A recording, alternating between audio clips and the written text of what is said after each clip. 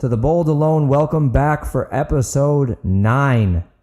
Tonight we continue the Civilands series with chapter 5 from the book Crimson River, titled You Can Run. You're listening to Tuesday Night Fiction, and as always, I'm the author and host, Nicholas Austin. Let's get started.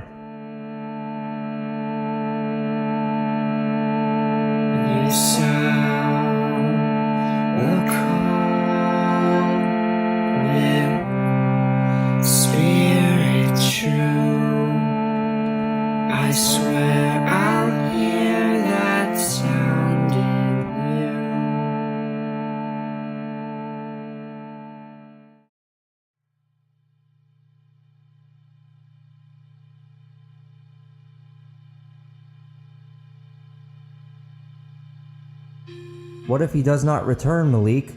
Malik turned to his wife, knowing that this sense of worry would not fully leave her until Elon had safely returned to the hold. Whether he returns or not, Adila, what he wanted more than anything in this world was to do an act that would truly help his people, Malik reassured her as she paced through their home.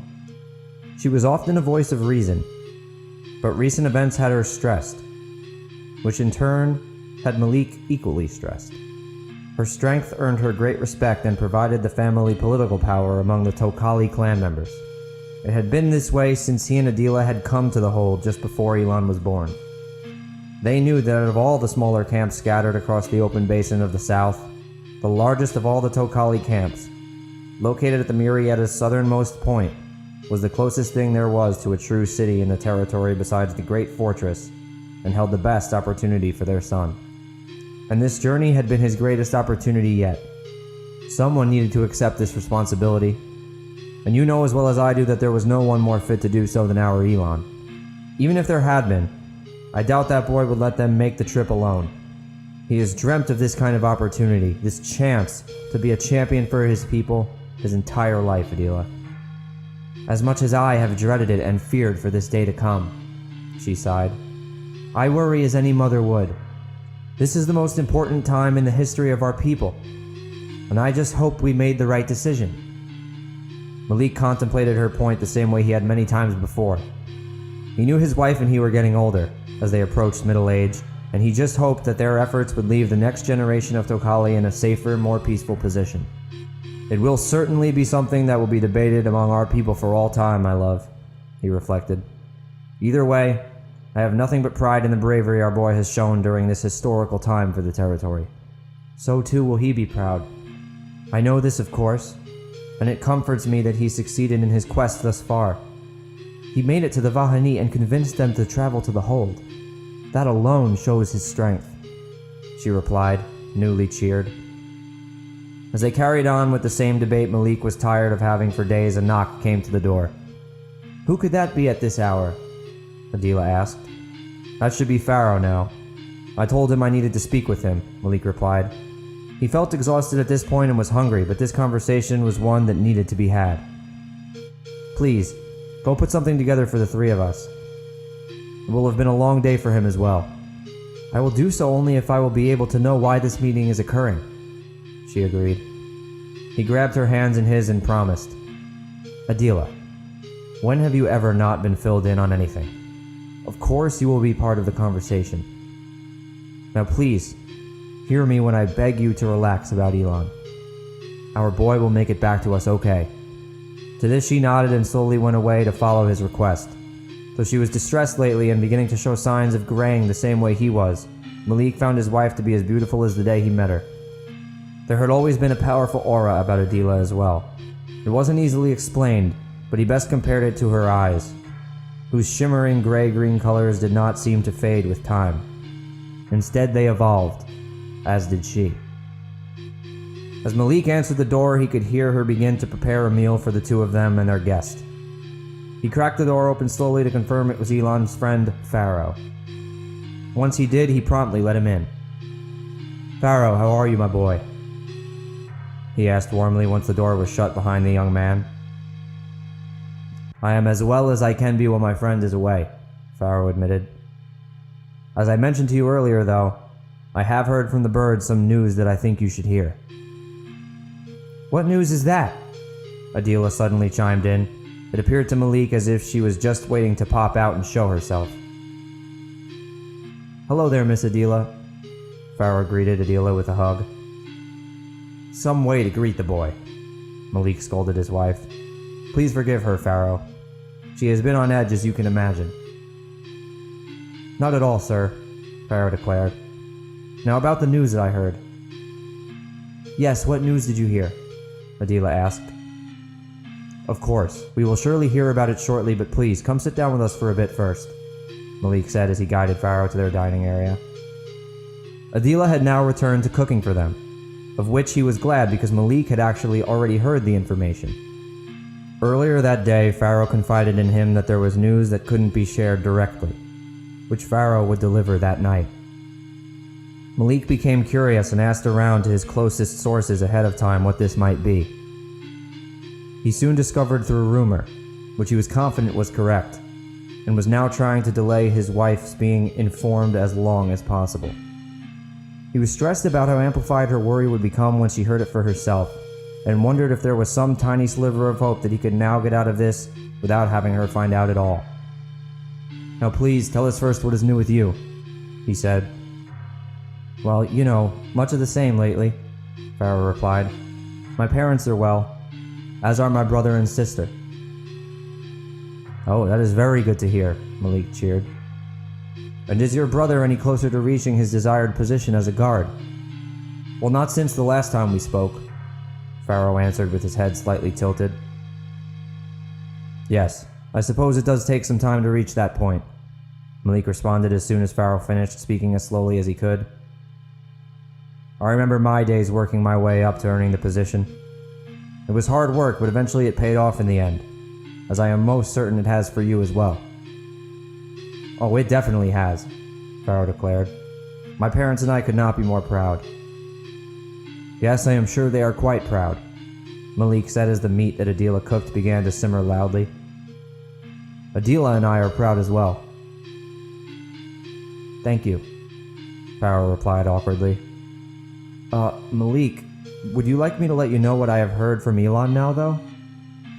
Just as Malik was about to jump at the opportunity to provide an affirmative with the volume of the prepared meal at its loudest, Adila whipped around. "Yes, we would very much like to hear what you have heard now," she answered. "Well, hold on." "No," Adila interrupted him. "I know you know, Malik. Did you really think I would not see that? Pharaoh, tell me now. Is my boy all right? Is Elon alive?" "Oh yes, he is most definitely alive," Pharaoh answered. "Unfortunately, though, there has been attack upon the group." "By who? What happened?" Adila asked. By the Keagans. Walter Keagan, who was held by the Vahani, was the reason for it. The Keagans had been after the group since the Riverlands to recover Walter, and they finally did through his swift assault. There were no casualties, but there was great loss of food and supplies. The Vahani press on now, needing to ration and possessing low morale. Their horses will be pushed to the brink to complete the remainder of the journey as quickly as possible. That was all the word he sent. Malik's spirit sank as the details he'd heard were confirmed.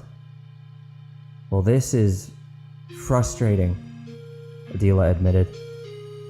"I am sure you have an answer for how we should handle this, Malik?" she asked angrily. Malik honestly to that point had nothing despite his hours of knowledge of the situation.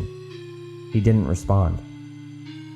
"Well, I suppose not then," Adila said. "Anyway, we must take every necessary action to ensure that their journey south is successful. I believe that our best course is to call all Tokali to the hold. All camps should be abandoned, including goods and supplies, so that the Vahani may restock on whatever they come across. We have to be sure that they have what they need to make it here. Pharaoh, please send word through the wind as silently as possible."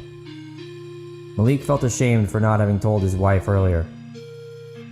She had such a brilliant mind, and he knew he needed to offer some kind of apologetic solution. He stepped forward to finish for her and admit his shame.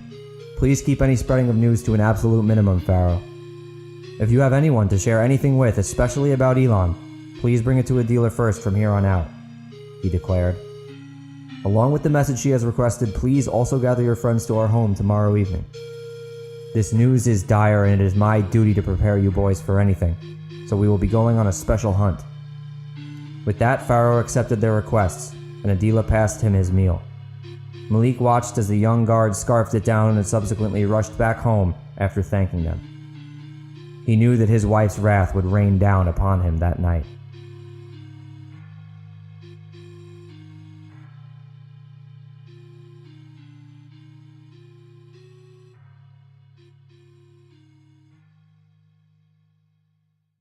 Ooh, so we've met the Tokali now as well. Malik and Adila, Elon's parents, are a bit worried, it seems, at the news that his friend Pharaoh has brought them. It's a brave new world for everyone in the Myriad territory. Let's get on to part 2. News of Walter's rescue pleased William. The eldest of the Keagan brothers was increasingly impressed by Clovis's effectiveness. Now that this problem was resolved, everything seemed to be going at least somewhat smoothly. With Daniel in place in the north and the Vahani of the Riverlands weakening, the Keagans would begin to expand their control without resistance. It would take time to forge the relationships, but with Daniel doing the talking and Clovis flexing their muscle, William knew they were in a great position. After Walter had been retrieved, Clovis and his men had headed back to Fayette to regroup, and they were now in residence to discuss the next steps with William. They all shared in a large feast that evening to celebrate the men's return. And then, once the children were asleep, the adults regrouped in William's study. Miss Abigail went to bed, but the remainder of the party was eager to be in attendance. So, as William looked around the room, he met the eyes of Judith, Henry, Cassius, and Gregory, before continuing on to Clovis, Walter, and finally Devin Turpin, who had been invited to the feast due to his involvement in the entire chain of events. William cleared his throat and began to address the group, who all had their evening drinks on hand. "I'd just like to say, again, how grateful we are for y'all's safe return, and to know Walter is clear of those brutes," he said as he turned to Clovis. "Thank you, brother," Clovis replied. "But this is only the beginning, and we all understand that. Speaking of which," he added, turning to Cassius and the Abigails with a forced grin, "if you dear people wouldn't mind, we have some family business to discuss." William cast a glance to Judith, who glared at him in response. "That's okay, Clovis," he corrected, still looking at her. "Judith is a Keagan now, as are her kin. Whatever's to be discussed can be discussed with them present." Judith sent William a grin of appreciation. "Very well then," Clovis bemoaned. "Devin, if you could, please fill these Keagans in on what went down the past few days." Devin recounted the tale of the recent timeline as it was originally told to William. With Clovis nodding along beside him, Devin retold the story that the Morels fired the first shots on their men. Walter, who had now upgraded to a finely polished wooden walking cane, affirmed this point as well. Then Devin moved on to the details of the raid. "Well, as for our daring rescue, along their travels the Vahani took pause in the night," he began. "We were mighty restless to get Walter here back to us, so we pressed on. Eventually we caught up, but boy were we not expecting what came next. Perhaps it was more of a blessing than a curse, though. Yes, I'd certainly like to think that it was a blessing. Anyhow, we prepared to ride in on horseback and create a scene chaotic enough to swipe Walter right on out of there. We had a good amount of help with that, though, seeing as a whole hurricane of crowds came and filled the sky like thunderclouds," Devin said, looking at his audience for a reaction. Unsurprisingly to William, no one reacted with any sort of shock or confusion. "We saw the crows as well," Judith followed. "Saw them when?" Clovis asked. "They passed over during the wedding reception," William replied as he pondered the memory. Quite a sight indeed, but no more than a passing flock, fortunately. Curious, Devon quipped. They certainly did not pass over us. Nope, these crows came down with a fury as soon as we were upon the clansmen. The very air we breathed was filled with them. And in the frenzy, nothing could be seen except the black of their feathers. It's a wonder we were able to snatch Walter up at all. But where does such a flock come from? Gregory joined in. It was our own, Walter replied, answering what William thought to be a rhetorical question. The crows brought messages from their relatives in the north. Before y'all came, I could hear them discussing it. You're saying that the birds carry their messages, Henry blurted. They surely got in your head when you were held captive. He looked around the room for someone to confirm that such notions were as ridiculous as they sounded but received no support. Forgive my father-in-law, William said. Turning to Henry, he explained. It's hard to understand at first for us Easterners. It certainly was for me. But these natives have a connection with this land.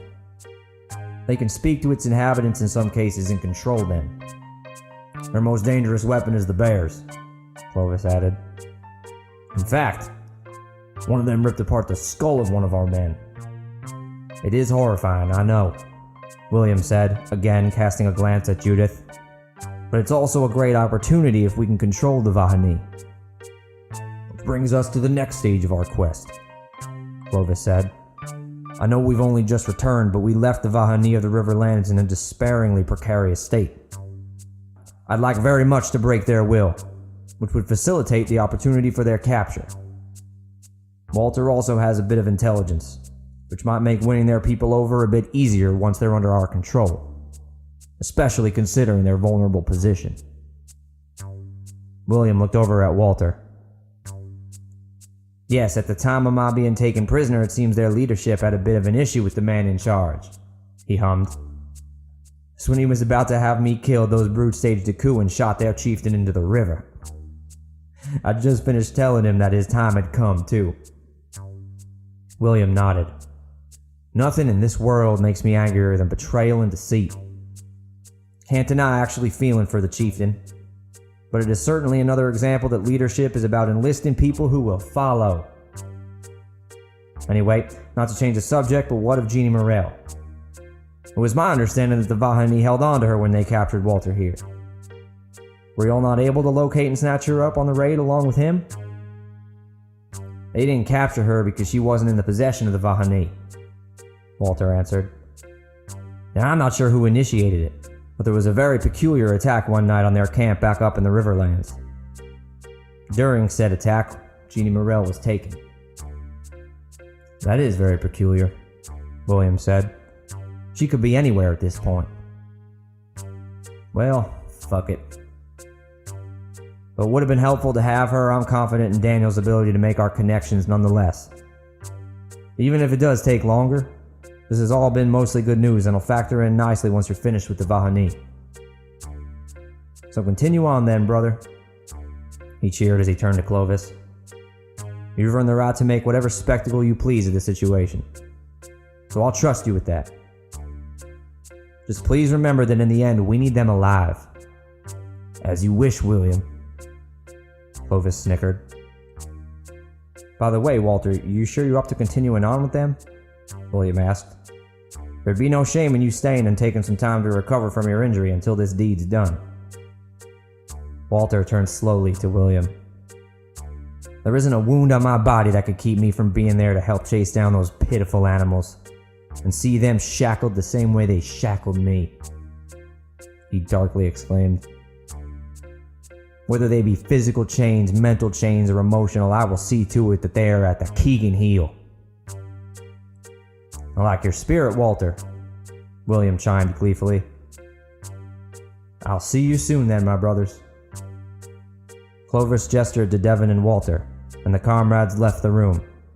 Within the next few hours they had assembled their men, and William watched them head off again to do what they did best. He was proud of what he and Daniel were able to do for Clovis and the Murrieta. It seemed to be working thus far, both for his troubled younger brother and for the empire that he was building.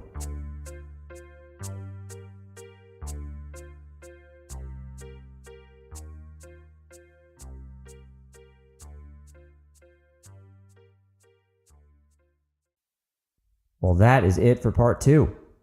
And much like we found with our own Tuesday Night Fiction civil gang, the Keagan gang is growing and growing fast.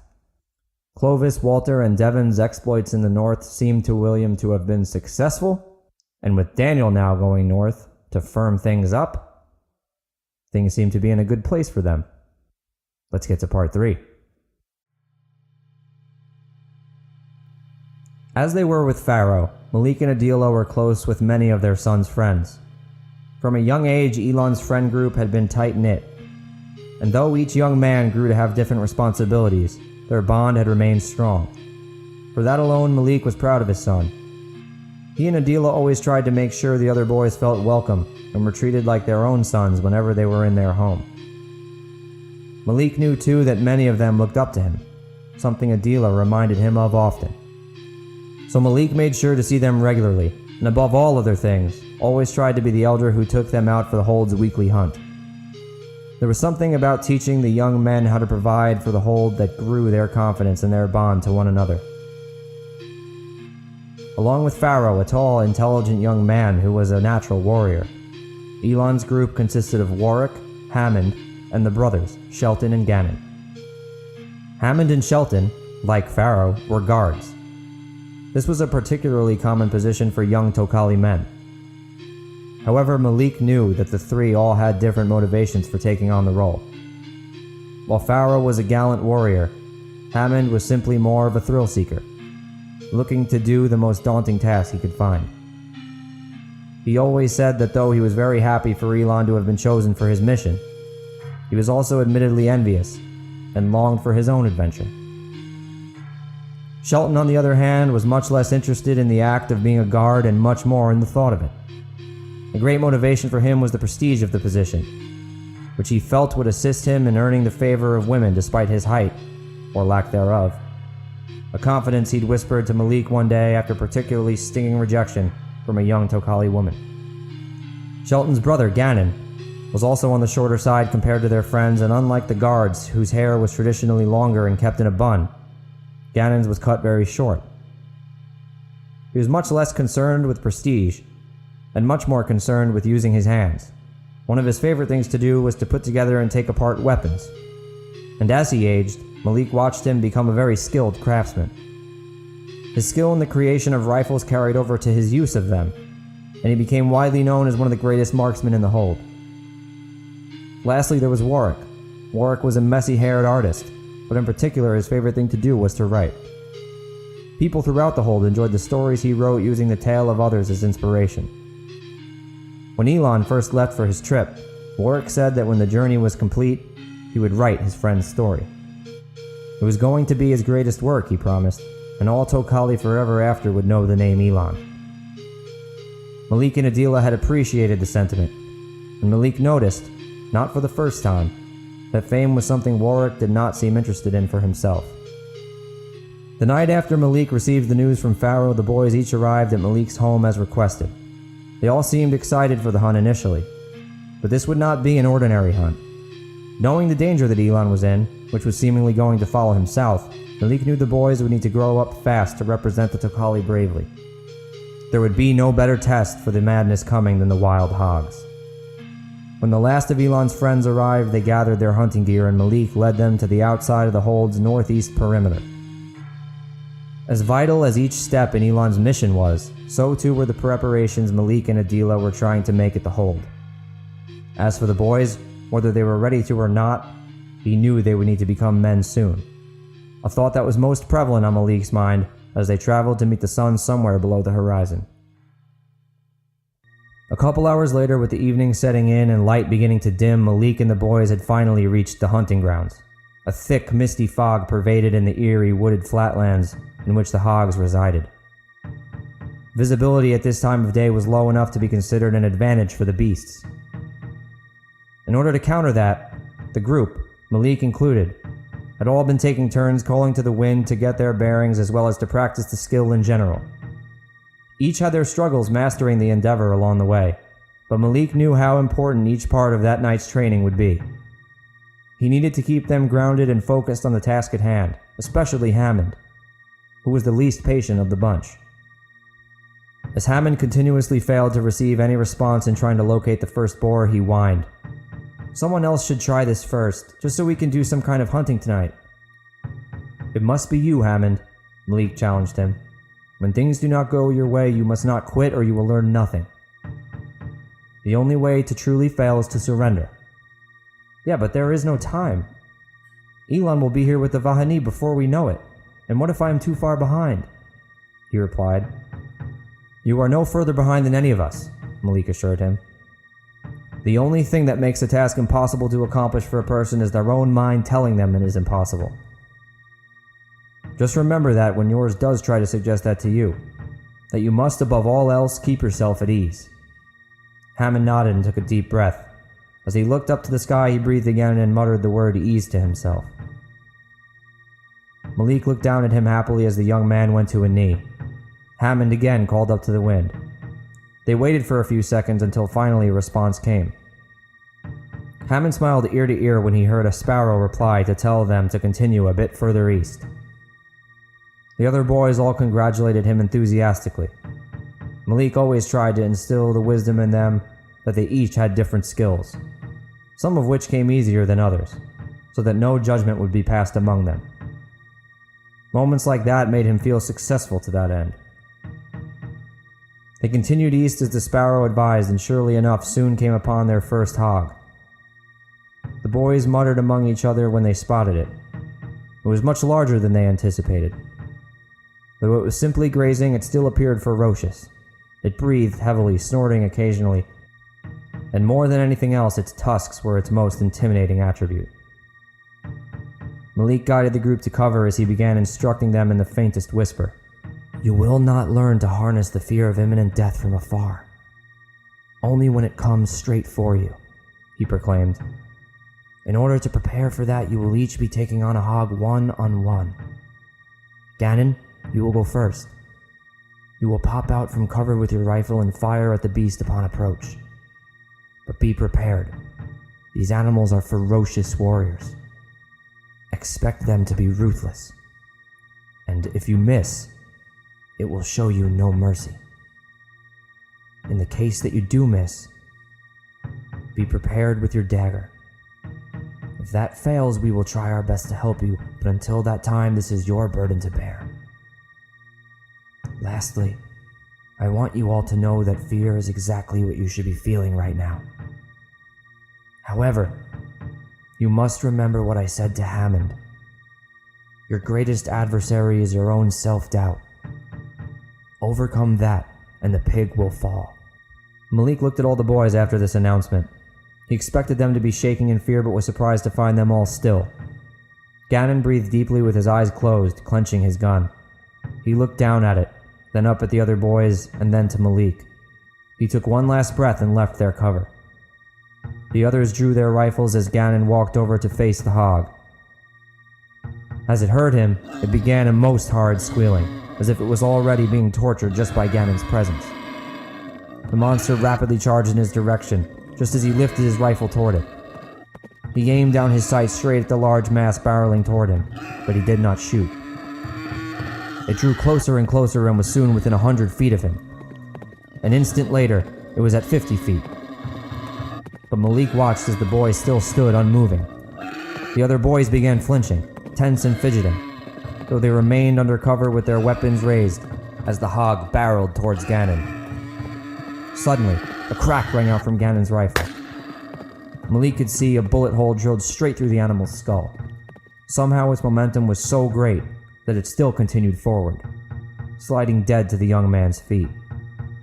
Gannon had succeeded. If they weren't still on a hunt, Malik would have erupted with praise, but he contained himself and joined the others in giving Gannon an enthusiastic but silent pat on the back. Before they got too comfortable, Malik was sure to inform them that Farrow and Shelton were next. When their targets were found, the next two boys did not have kills that were as clean as Gannon's, but they got the job done. Farrow first slowed his beast down significantly with 2 shots that created near-fatal wounds. As his prize came stumbling toward him, he was able to wrestle its weakened body to the ground, at which point he removed his blade and slit its throat. Shelton, on the other hand, seemed to have had a stroke of luck, When he emerged from cover, his pig didn't even notice. He was able to get his first shot off on an unmoving target, but still missed badly, which he unfortunately repeated on his second try. As the creature drew nearer, however, he fired one last bullet, which landed directly in the hog's eye. Afterwards, he admitted to Malik that at the time he'd been unsure as to whether the final bullet had even connected. The last two remaining were Warwick and Hammond. Warwick confessed his nerves to Malik as the group moved on to find the next hog, and Malik strived to reassure him. Before my son left for his journey, he would rave about how glad he was that his story would be in writing, thanks to you, Warwick, he said with his hand on the boy's shoulder. What you are living right now, though, this is not the tale of Elon. It does not belong to anyone other than you. And surely, as a writer, you must know that each of us has a story that deserves to be told. Now is your chance to start your own. Warwick looked out from their cover at his challenger. Finally, he worked up the courage and emerged. Like Shelton's, his first shot missed badly. His arms were shaking as the rage of his hog filled the air. Its cries rang through the night. He aimed his rifle and fired again. This shot did graze his target, but only partially slowed it down. It also increased the intensity of the screeching. Warwick now stood frozen. He soon began to stumble as he lowered his hand to his dagger.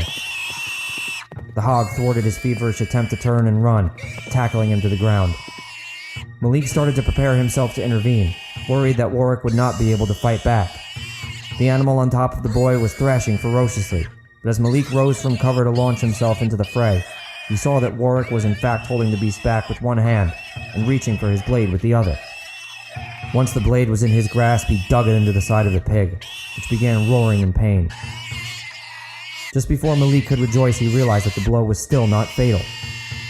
With a quick sway of its head, the hog's tusk swiped at Warwick's shoulder. The boy screamed at a pitch that competed with his enemies. Malik had finally seen enough. He looked to Gannon, and the craftsman took action. His bullet zoomed right past Warwick and silenced the hog. The injured boy was writhing in pain. Malik rushed to his side. It is okay, Warwick. You are going to be alright, he encouraged him. Go get something from our bags to wrap his arm, he called to the others.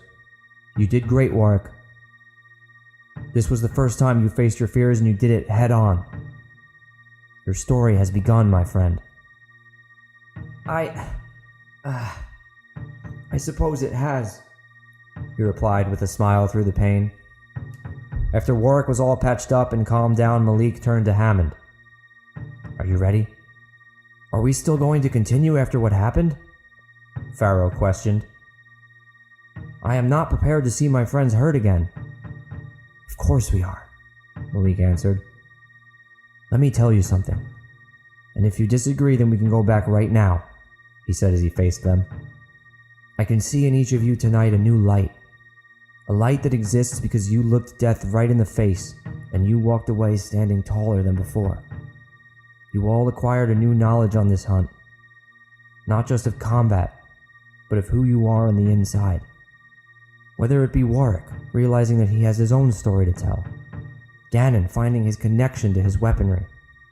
Pharaoh learning to finish what he's started. Or Shelton discovering that luck is a finite resource. You all found something. Now, as I said, if any of you would disagree with that, then we can be on our way. But if you do not, how could you take this opportunity of self-discovery that you were just given away from your friend? Pharaoh turned to Hammond. He is right, he declared. It is your turn, Hammond. Hammond picked up his rifle. Once the final hog had been found, Hammond looked at the group one last time for assurance and confidently emerged from the final set of branches. Like Shelton, he did not alert this final massive hog when he crept out. With his head held high, he lifted his rifle, breathed deeply, and with the sight pointed directly for the kill shot, he pulled the trigger. What came next was only a rifle-jamming click, but it was one that was just loud enough for the beast to hear. Hammond took a step back and flinched as the now raging hog rushed toward him at full force. Malik could see the "Why me?" written all over him. Yet as the pig barreled closer, Hammond once again stood tall. Ease, Malik could see him whisper as he steadied himself. His stance shifted to prepare for his charging foe with his knife now at the ready. Ease, he repeated again, this time louder. As the pig charged, it progressively increased the volume of its horrid whining. Hammond followed suit as he continued to repeat the word. Ease, ease, ease, ease! He yelled louder and louder until finally his tone was even higher than that of the pig. Ease! He screamed out one last time as he stared it dead in the eye. The hog abruptly began to slow down and quiet as it closed the gap between them. Hammond, along with the rest of the group in cover, was frozen at the hog's reaction. Finally, the pig came to a full, peaceful stop in front of him and stood still. Malik emerged slowly from their hiding place and came toward him. He was in utter shock as he moved toward Hammond's hog, which did not make a single sound in response. He couldn't comprehend it. The Vahani carried stories of controlling animals in their lore, but the Tokali never had. They had never gone beyond calling the wind. In fact, Malik did not even believe the stories to be true. At least he hadn't until this moment. For a few minutes, Malik circled the hog and then looked toward a still motionless Hammond. With a stutter, he asked, "My boy, how did you..." Hammond looked toward his second father with a radiating grin. "I don't know," he responded. Gasping in disbelief, Malik turned to the others. "This is too powerful a gift for anyone to know about right now, before we come to understand it ourselves," he declared. "Word of what happened here does not leave this group. Is that clear?" The boys nodded blankly, the attention of all fixed on the hog, which remained perfectly still.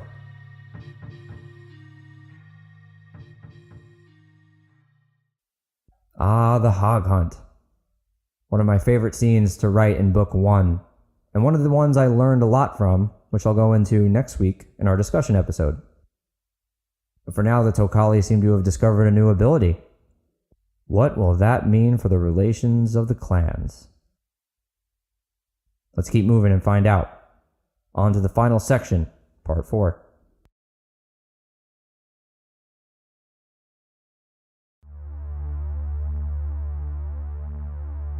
Jeannie lay awake as night was just beginning to shift into morning. She couldn't sleep and noticed Hansa across the room was restlessly shifting his weight. He turned over toward her. "Are you having trouble sleeping too?" he asked her. "Yeah," she confirmed. "Are you scared?" Hansa whispered. "I don't think so," Jeannie replied. "My entire family, everything I ever knew, was burned to the ground before my eyes. So I'm not entirely sure I have anything left to be afraid of."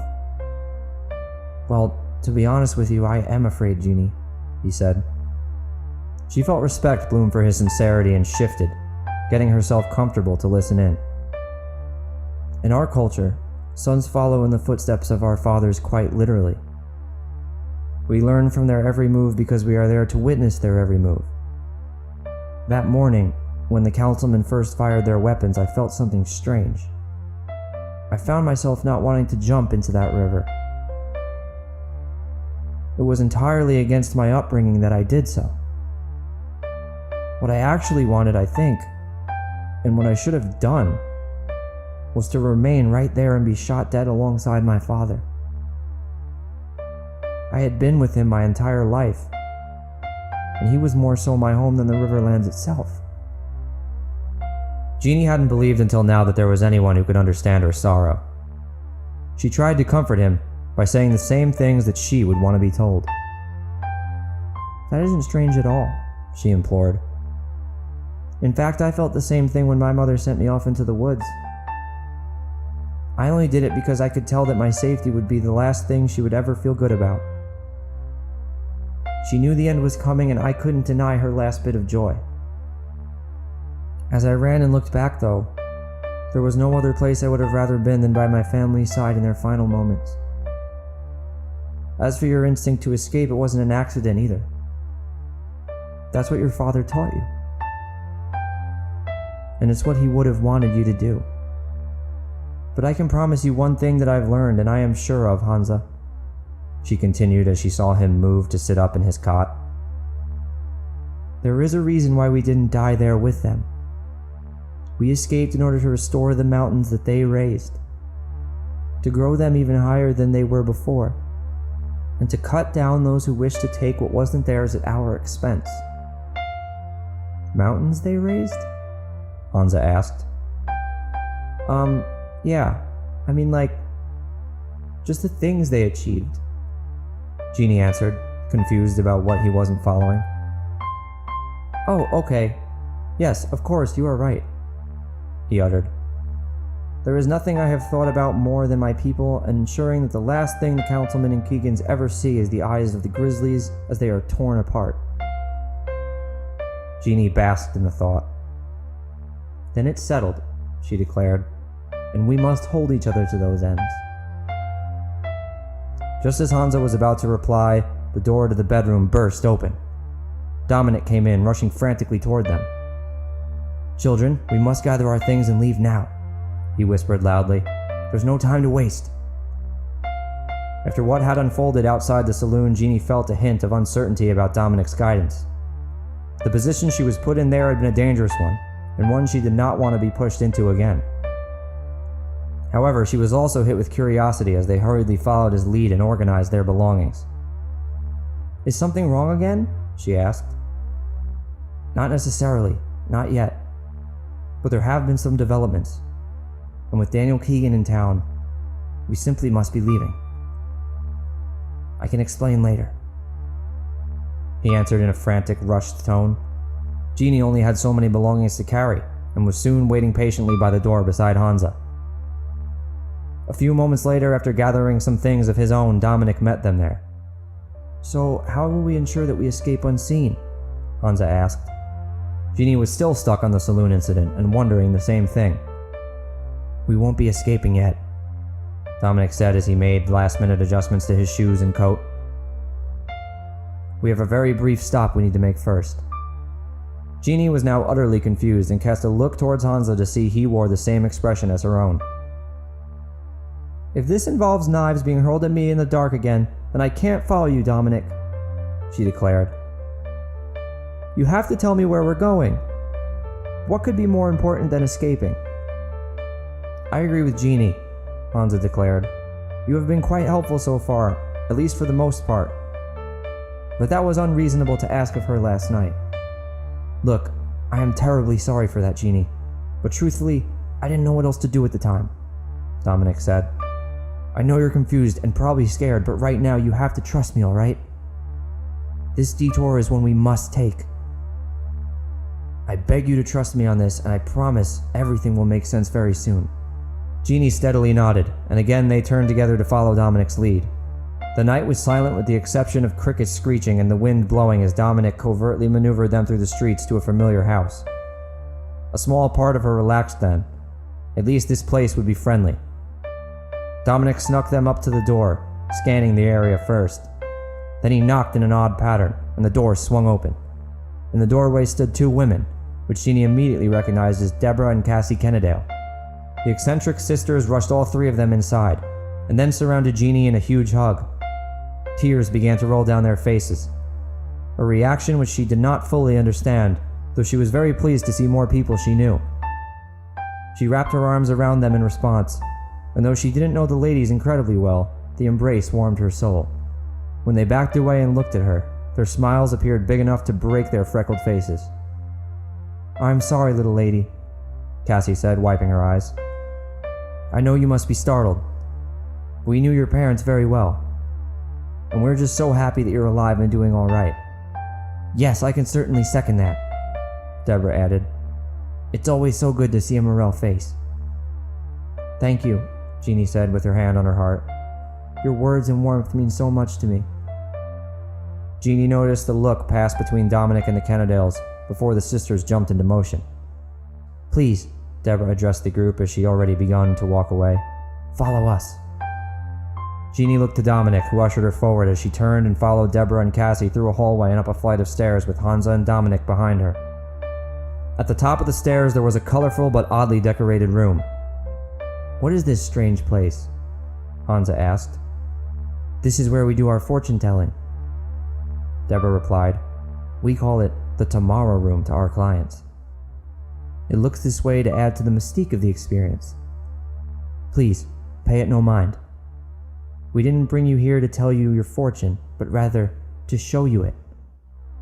The sisters pulled away a section of curtain that covered one of the walls to reveal a door. They looked at the children with a twinkle in their eyes, and Cassie whispered, "Before this door is opened, you must promise to remain quiet. Remember, this town is not safe right now. And if we are found now, then it could mean the end of us all." Jeannie nodded. Once she received their confirmation, Cassie turned and knocked on the door in the same pattern Dominic used when they arrived. Soon after, it opened from the inside, and a figure slowly emerged. Jeannie felt the bag she'd been clutching drop to the floor. Standing before her, alive and well, was her eldest brother, Harrison Morell.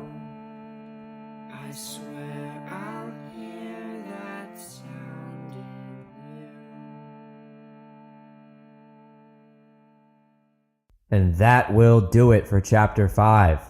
Thanks, civilians, for listening in, as always. If you enjoyed tonight's episode, please like and share where applicable. If you haven't done so yet, please subscribe on whatever platform you're listening to. And leave a comment to let me know what you think. Any feedback is greatly appreciated, and you could also always go to my contact form on my website to let me know your thoughts as well. If you would like to support this podcast, you could always go buy the books on Amazon in ebook or paperback form. Even if you do prefer listening to reading, it would be greatly appreciated, as every little bit helps to keep this going. Also, if you have already read the books and you enjoyed them, head on over to Amazon and leave a quick review. And remember, 5 stars only, or I will find you, and I will kill you. Just kidding, but stick around for next week, where we will discuss Chapter 5, and I will also have more details on another giveaway. That's right, we are going to have another giveaway in the lead up to Book 4 of the Civilands series being released, Cryptic Kingdom. Listen into that recap episode and be one of the first people to get your hands on a free signed copy of Cryptic Kingdom. In the meantime, I hope everyone enjoys their weekend. And thanks again for listening in. As always, I'm Nicholas Austin, and this has been Tuesday Night Fiction. Talk to you next time. You sound will call with spirit true. I swear I'll hear that sound in you. The Tuesday Night Fiction podcast, the Civilands series, and the musical score for the podcast